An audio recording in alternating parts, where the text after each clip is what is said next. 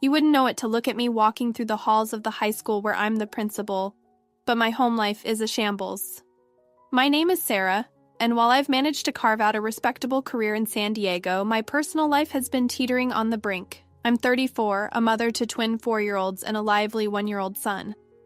My husband, David, once a passionate graphic designer, has let his career and our relationship gradually fade. What hurts isn't just the disengagement, it's the eerie calm with which he's surrendered, leaving me to juggle our finances, our children's endless needs, and my demanding job. You see, while I was building my career on integrity and hard work, David's contributions dwindled. His absences grew longer, and his excuses became flimsier. I often caught him lying about where he had been, his phone buzzing with texts he hurriedly swiped away. Our arguments would end with him turning away, muttering about needing space. His parents lived just down the road. One would think they might offer a helping hand or at least some moral support, but no. They turn a blind eye to our struggles, more focused on their financial woes. They sometimes expect me to fix it. It's just a rough patch, they'd say. Marriage is full of them, dismissing my worries like dust off their shoulders. The tension reached a boiling point last month. It was a Thursday evening when the sunset painted the sky in strokes of orange and pink, a stark contrast to the storm brewing in our dining room.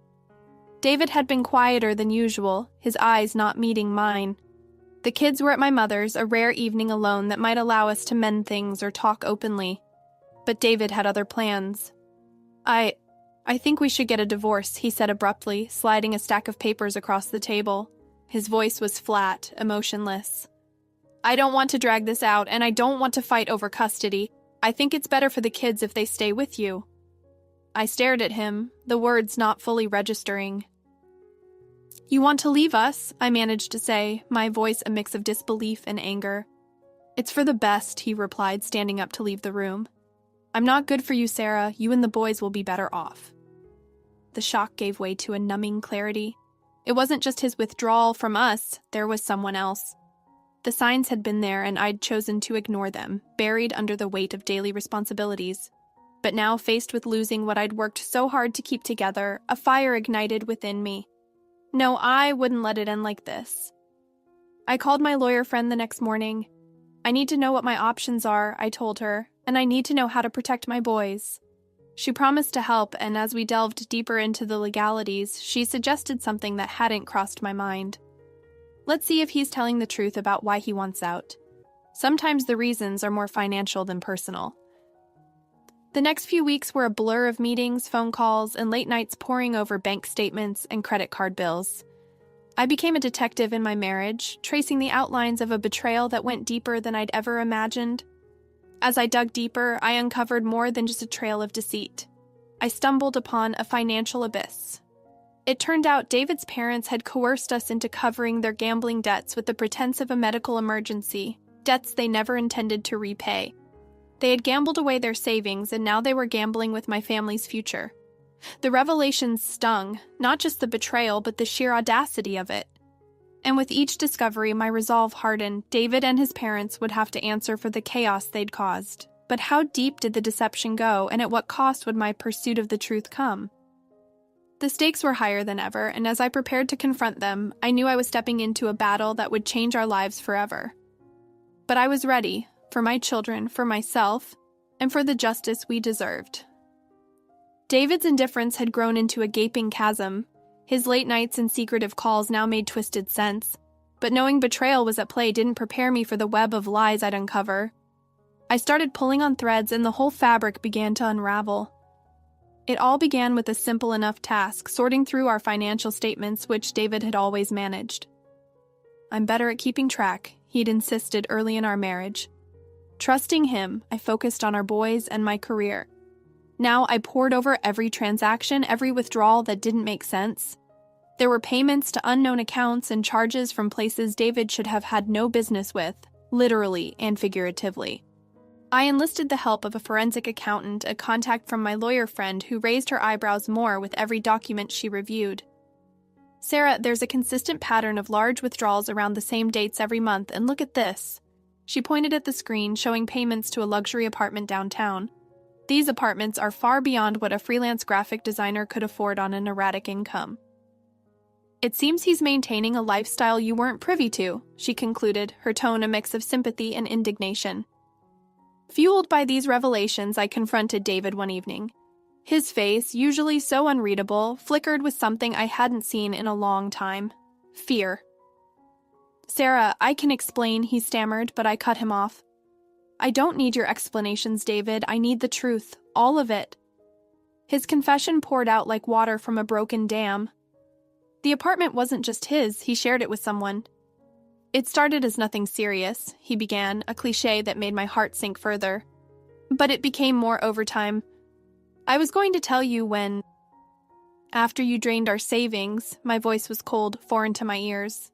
He had no answer. The man who'd vowed to be my life partner had gambled our future on a fling, undermining our stability with every secret rendezvous and every penny spent on this other life. But it was the next part of his tale that turned my blood to ice. The money wasn't just for him or his lavish indiscretions. David's parents were more deeply involved than I had suspected. They knew about his affair, covered for him, and worse, they had encouraged him to take money from our joint account to cover their gambling debts.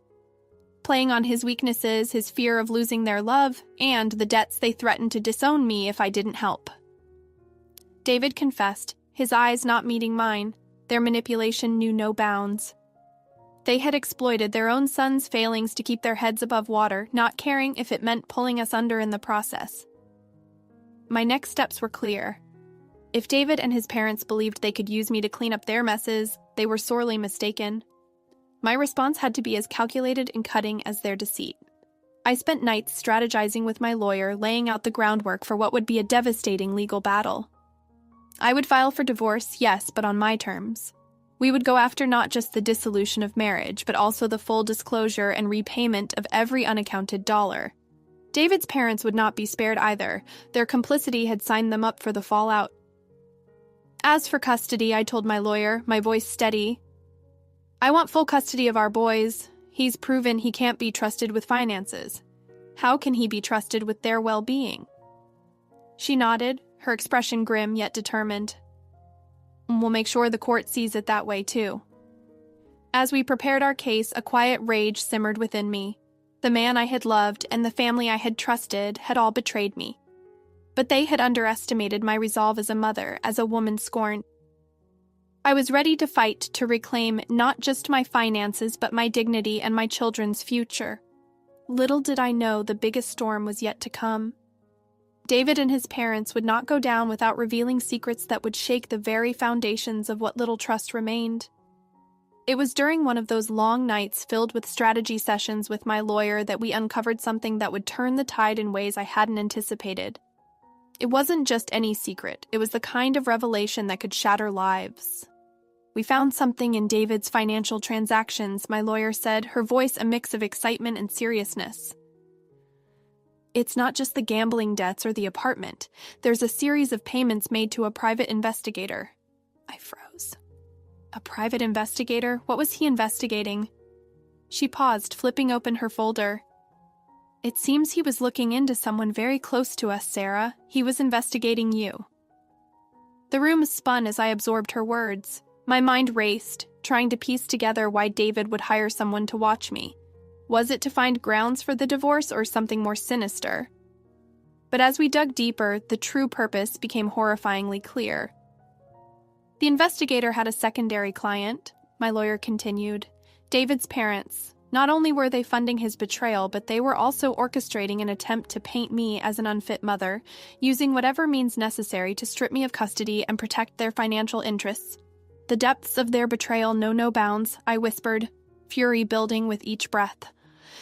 I realized this was more than just financial, it was a complete assassination of my character. Armed with this new information, I decided it was time to confront David directly. We met at a neutral location, a quiet park where the autumn leaves whispered secrets to the wind. As he approached, I saw a flicker of the man I once loved, but it vanished as quickly as it appeared. "David," I began, my voice steady despite the chaos inside. "I know about the investigator. I know your parents are involved. How could you let it go this far?" He looked away, shame finally etching his face. "I thought I could control it," he admitted. "I thought it would just be about the money and then I could leave quietly." By destroying me, I asked, the hurt evident despite my resolve.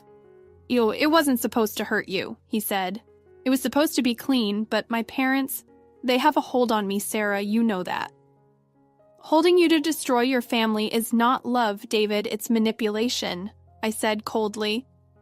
We stood in silence, the space between us filled with the echoes of a marriage crumbling under the weight of deceit.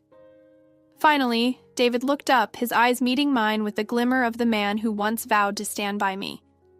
Sarah, I'm sorry, I want to make this right if there's still a way, he said. His words opened a possibility I hadn't considered. Could David turn against his parents to help me? Could we use his testimony to strengthen my case and perhaps salvage a future for our children out of this wreckage? I need to think, I told him, turning away to hide the tears brimming in my eyes. As I walked away, the pieces of my next move began to fall into place. With David potentially on my side, we could expose his parents' full extent of manipulation and greed. It was a risky play, but it could potentially end this war once and for all. In the final chapter of my saga, I, Sarah, found myself at a crossroads that seemed both a conclusion and a new beginning. Armed with the truth and a potential ally in David, who seemed repentant and ready to make amends, I faced the decisive court day with a mix of dread and determination. The courtroom was silent, a stark contrast to the storm that raged within me. As the proceedings began, I sat straight, my resolve as firm as the evidence stacked in my favor. David was there, his posture betraying a cocktail of regret and nervousness. His parents, on the other hand, sat rigid, their faces masks of defiance. When it was time, David took the stand, and for the first time in a long while, his voice carried a tone of sincerity that I hadn't heard in years. I was wrong, he admitted, glancing over at me with a look of sorrow. He detailed the plan orchestrated by his parents to paint me as unfit. A narrative they hoped would sway custody and shield their financial misdeeds. His testimony was a turning point. The judge listened intently, nodding occasionally as the layers of deceit were peeled back, revealing the depth of the betrayal. When my turn came to speak, I stood, my voice steady but filled with emotion. This was never just about money or mistakes. It was about integrity, about protecting my children from a legacy of deceit. I said, the judge's verdict was delivered with a gravity that matched the weight of our ordeal. David's parents were found liable for the full amount of their debts, including punitive damages for their attempt to defraud their son and his family. Custody of my sons remained with me, the court recognizing the stability and love I provided. As for David, the judge granted him supervised visits, acknowledging his efforts to right his wrongs, but reserving judgment on his fitness for more, until he proved his change was genuine. Leaving the courtroom, the relief was palpable, but so was the sorrow for what could have been. A family torn apart by greed and fear. David approached me, his eyes hopeful yet sad. Sarah, I'm truly sorry. I hope one day you and the boys can forgive me. I nodded, not ready to fully absolve him, but recognizing his attempt to mend his ways. We'll see, David. Time will tell. In the weeks that followed, the dust settled. I strengthened my resolve to rebuild my life, to focus on my boys and my career. The financial restitution helped close the wounds, but the scars remained as reminders of the ordeal. One evening, as I watched my sons play in the backyard, their laughter a balm to my weary heart, I realized that while the storm had passed, it had left us changed. We were scared, yes, but stronger, and as the sun set, casting long shadows across the lawn, I knew we would be okay. We had weathered the storm, and in its wake, we found not just survival, but a chance to thrive. Let's conclude the story. In the aftermath of the courtroom drama, life began to settle into a new rhythm. The scars of betrayal remained, but they no longer defined us. David, despite his remorse, had a long road ahead to earn back trust, but his willingness to change offered a glimmer of hope. As for me, I focused on rebuilding. My boys became my anchor, their laughter and hugs reminding me of what truly mattered. I threw myself into my career, finding solace in the challenges it presented, and with each passing day, the wounds of the past began to heal, replaced by a newfound strength. David's parents, facing the consequences of their actions, retreated into the shadows. Their attempt to manipulate and deceive had failed, leaving them to reckon with the fallout of their greed. But amidst the chaos, there was also forgiveness. Forgiveness for David's mistakes, forgiveness for the pain inflicted, and forgiveness for the shattered dreams. It was a journey fraught with obstacles, but it was also a journey of resilience and redemption. As I watched my boys grow, their smiles lighting up the room, I knew that despite the storm, we had emerged stronger, united in our determination to carve out a future filled with hope and possibility. The road ahead would be uncertain, but we would face it together, armed with the lessons learned from our tumultuous past. In the end, it wasn't the trials we faced that defined us, but rather how we rose above them, finding strength in the face of adversity and love amid chaos. And as the sun set on one chapter of our lives, I knew that the best was yet to come.